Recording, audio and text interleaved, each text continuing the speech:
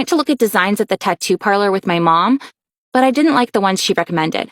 Next week, I'm going to check it out once more with my dad. My other friend screamed. What? You went to the tattoo parlor with your mom? I can't even imagine my mom being in one, let alone her taking me there. My friends are always surprised when I tell them about my life. What surprises me is that parents feel entitled to set rules for their kids and to punish them. Once I went to a birthday party. There was an ice cream man that gave you as much ice cream as you wanted. I ate very little because there's always ice cream at our house. But the other kids at the party went crazy. Each had at least 10 scoops of ice cream.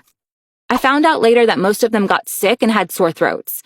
That's why their families banned them from eating ice cream for a long time. I think that made no sense.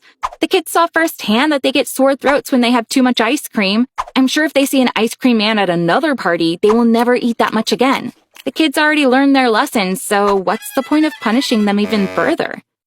You may think my parents are eccentric since we have 0 rules at home, but that's not what they're like at all. As kids, they were both raised in fairly free households.